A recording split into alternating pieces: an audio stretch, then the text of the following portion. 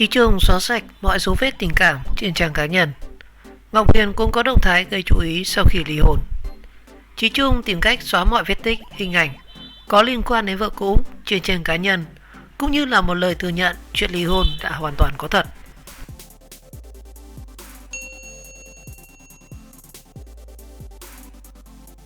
Thông tin vợ chồng nghệ sĩ Chí Trung Ngọc Huyền chính thức ly hôn sau 30 năm chung sống đang gây xôn xao khắp các trang mạng xã hội. Và theo lời chia sẻ của hậu doanh nhân Ý Lan, thì cô này cho biết nam danh hài đã ly hôn với vợ từ rất lâu và hiện đã có hơn 2 năm hẹn hò chính thức với cô. Và trước những chia sẻ bất ngờ của Ý Lan, thì đến thời điểm hiện tại, Chí Trung vẫn chưa lên tiếng xác nhận thông tin này. Tuy nhiên thì lần trên trang cá nhân thì có thể thấy mọi vết tích, hình ảnh liên quan đến vợ cũ đều được Chí Trung xóa bỏ. Và thay vào đó là những bức hình đi du lịch và lưu giữ những khoảnh khắc tình tứ bên bạn gái mới. Và đây cũng được coi là một động thái ngầm nhằm thừa nhận chuyện ly hôn giữa anh và Ngọc Huyền là hoàn toàn chính xác. Về phía Ngọc Huyền thì hiện nay cô đã đóng tài khoản cá nhân trên mạng xã hội ngay sau khi câu chuyện ly hôn với Chí Trung bất ngờ gây xôn xao dư luận. Như vậy thì chuyện tình kéo dài 3 thập kỷ từng được rất nhiều người hâm mộ nay chỉ còn là dĩ vãng mà thôi.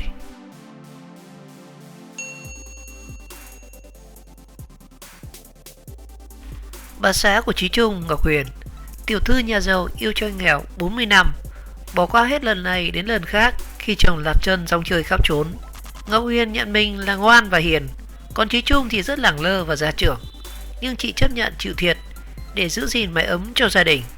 Cuộc tình ngon nghét gần 40 năm của cặp vợ chồng nghệ sĩ Chí Trung Ngọc Huyền luôn là niềm ngưỡng mộ của đồng nghiệp và công chúng. Yêu nhau sau 7 năm và bước sang năm thứ 33 của hôn nhân thì họ vẫn sánh đôi bên nhau không rời. Nhưng tình yêu ấy không hoàn toàn màu hồng và cũng không hoàn toàn có vị ngọt. Và nếu nói như Chí Trung thì may chưa có bỏ nhau. Còn nếu nói như Ngọc Huyền thì mấy chục năm qua, dù hạnh phúc là có thật, nhưng chưa bao giờ tôi dám thở phào. Hôn nhân của họ đi qua nhiều sóng gió và bão táp, xô bát xô đũa hay đồng sang dị mộng như mọi cặp vợ chồng bình thường khác. Chỉ khác là ở chỗ chưa một lần nhắc đến hai chữ ly hôn.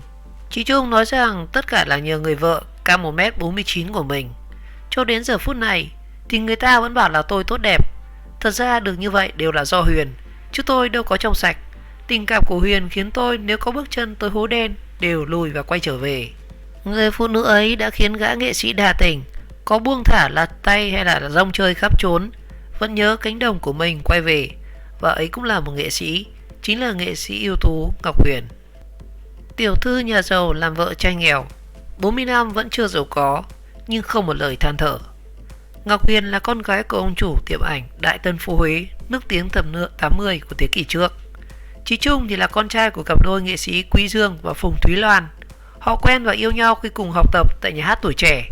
Nhưng suốt 5 năm đầu tiên thì gia đình Ngọc Huyền tìm mọi cách ngăn cản mối quan hệ này. Có 3 lý do được đưa ra. Thứ nhất, Chí Trung là một nghệ sĩ. Và thứ hai thì bố mẹ Chí Trung đã ly hôn. Và thứ ba thì văn hóa của hai bên gia đình rất khác biệt. Một nhà thì làm kinh doanh, còn một nhà thì làm nghệ thuật.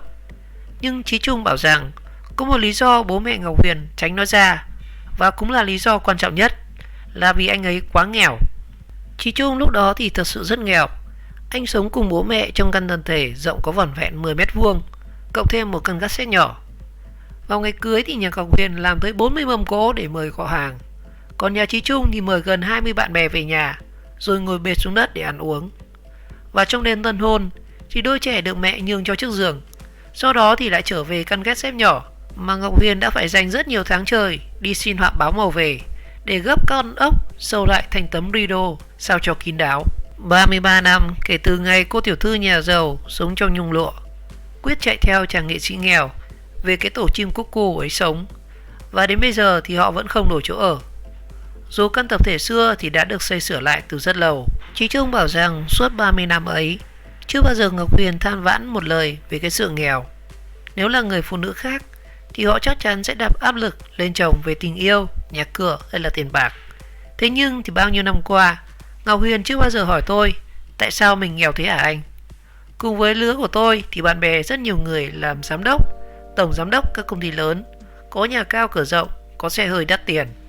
Và những hình mẫu ấy Huyền biết tất cả nhưng chẳng quan tâm. Và nhiều năm đầu sau đám cưới thì hai vợ chồng Chí Trung Ngọc Huyền phải vật lộn với chuyện tiền bạc. Và cuộc sống thời bao cấp rất khó khăn trăm bề. Cơm áo khiến hai vợ chồng không tránh được những cơn giận hờn và cãi vã. Nhưng Ngọc Huyền vẫn cố gắng thức khuya dậy sớm, gom góp từng đồng đi chợ, và tuyệt nhiên không bao giờ về cầu viện bố mẹ đẻ để luôn giữ thể diện cho chồng. Và trong khi đó thì bao bạn bè đồng niên may mắn được tận hưởng cuộc sống giàu sang dư dả, nay nghỉ dưỡng resort này, mai đi du ý các nước khác. Thì tới tận lúc đã U50 thì Ngọc Huyền mới được Chí Trung đưa đi du lịch nước ngoài, và đó cũng là chuyến đi siêu tiết kiệm. Nhưng không vì thế mà nụ cười thôi thắt trên môi của người phụ nữ trẻ mãi không già này. Có những lúc giận anh ấy tưởng chết đi được, nhưng cứ nghĩ về những điều tốt đẹp chúng tôi đã có với nhau thì sai lầm của anh lại trở nên rất bé nhỏ. Có lẽ đối với chị Ngọc Huyền thì áp lực lớn nhất khi làm vợ Chí Trung không phải là chuyện nghèo, mà là vì tính đào hoa của anh ấy, mà như chị này hay dùng là chữ nặng lờ. Ngọc Huyền bảo thời yêu nhau, Chí Trung vẫn bẹo má cô này cô kia là chuyện hết sức bình thường. Giận hờn, cãi vã, ghen tuông đủ cả. Và cuối cùng thì Ngọc Huyền cũng đành bất lực trước những thói xấu cố hữu của anh chồng.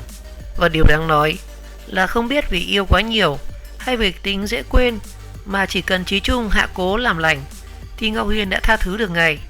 Một phần mình không thể giận chồng quá lâu, vì dù anh ấy có lẳng lơ ở đâu, nhưng với vợ con thì anh ấy vẫn luôn là số 1. Bao nhiêu năm qua, lúc nào mình cũng cảm nhận được một thứ tình yêu rất lớn của anh ấy dành cho mình. Thế nên có bao nhiêu tuổi hơn thì cũng theo gió mà bay thôi. Người ta bảo rằng cả giận mất khôn, còn con Huyền trong lúc giận nhất lại là lúc chị nhiều vị tha nhất. Chỉ nghĩ về những điều tích cực ở chồng mà không bao giờ bám vào những lỗi lầm của anh để rũ bỏ hay là phủi tay. Bà xã của chị Trung từng tâm sự, cũng có thời điểm anh làm những điều khiến chị giận tới mức có thể chết đi được.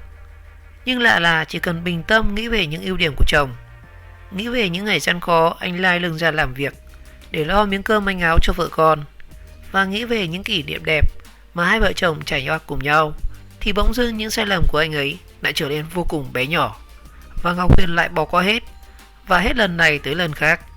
Chị Trung thừa nhận rằng lắm lúc đi diễn xa nhà, là một người đàn ông khá đa tình, thì tôi cũng xao xuyến trước những cái đẹp và cũng đã phải lòng với một ai đó ngoài vợ mình. Nhưng rồi cái quan trọng là phải biết điểm dừng. Dòng chơi mãi thì tôi lại thấy chẳng ai hơn được người vợ hiền, không xinh đẹp bằng nhiều người nhưng lại rất duyên dáng và có độ rộng lượng gió thừa.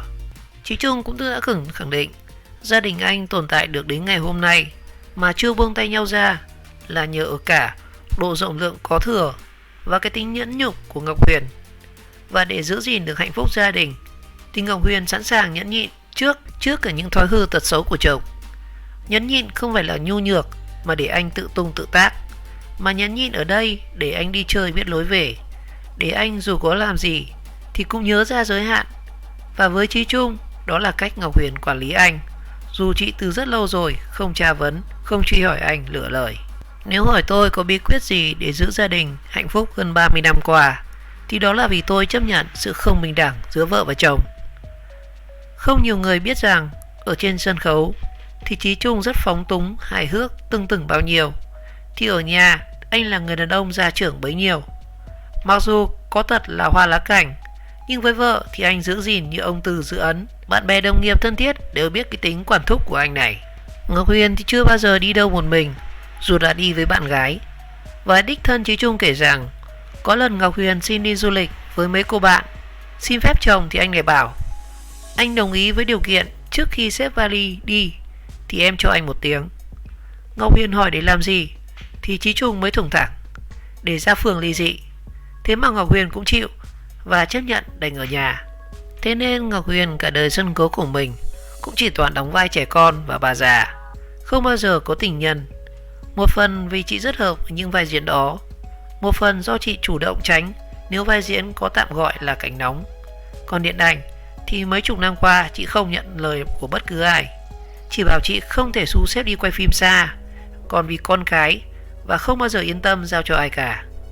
Nhưng nhiều người đồn thổi rằng Chí Trung làm gì có chuyện để cho bà xã xinh đẹp của mình đi xa nhiều tháng trời để quay phim như thế. Ngọc Huyền cũng từng giấy bày rằng mình không thích đi đâu, nhưng nếu phản kháng thì phải phản kháng từ hồi mới lấy nhau, chứ bây giờ thì quá muộn rồi. Chí chồng là người rất gia trưởng, mà vì mình là người ngoan hiền nên anh ấy càng thế được phát huy. Xong cũng chính chị thừa nhận rằng chị tình nguyện để anh phát huy tính gia trưởng. Mọi công to việc lớn trong nhà anh luôn là người quyết định, và chị tình nguyện để anh là người quyết định. Việc nhà chồng chị có nhiệm vụ phải gánh vác, và chị cũng tình nguyện gánh vác một cách chu toàn. Mỗi khi vợ chồng cãi vã, và dù giận tới mức nào, chị cũng không dám bỏ đi, mà chỉ có anh bỏ ra khỏi nhà. Và kể cả trong lúc giận nhất, chị cũng không dám về nhà mẹ đẻ, cách đó chỉ có vài bước chân. Rồi sau này khi con gái trưởng thành, chị cũng dặn dò con gái mình như thế, không được tùy tiện giận chồng mà xách vali về nhà mẹ đẻ được. Ngọc Huyền bảo rằng nói ra thì có vẻ rất bất bình đẳng, nhưng tôi nghĩ rằng trong gia đình vợ chồng không nên bình đẳng quá. Người chồng gia trưởng quá thì không hay, nhưng gia trưởng một chút thì gia đình sẽ ấm êm hơn. Các bạn trẻ có thể không đồng quan điểm này với tôi, nhưng nếu tôi hỏi có bí quyết gì để giữ gìn gia đình hơn 30 năm qua thì nó là như vậy đấy. 40 năm qua sánh bước bên nhau, không thể không có những lúc lệch nhịp. Nhưng ở tuổi đã lên chức ông chức bà thì Chí Trung ngày ngày vẫn muốn về nhà ăn cơm vợ nấu, và đều đặn 2 buổi sớm chiều. Người đàn ông tung hoành trên sân khấu và bay nhảy ngoài đời thực ấy, danh tiếng ấy, hào quang ấy đủ cả, lại chỉ xem vợ là món quà lớn nhất số phận ban tặng cho chính mình. Và Ngọc Huyền cũng đã không hề phí phạm 33 năm hôn nhân nhẫn nhịn, bao dung và không ngừng tha thứ và lãng quên, khi Chí Trung bày tỏ mong ước tuổi già của mình. Tôi ước đến một ngày không còn lăn lộn nữa, và tôi sẽ chỉ sống cho vợ, phải chỉ sống duy nhất cho một mình vợ mà thôi. Bài viết từ năm 2016.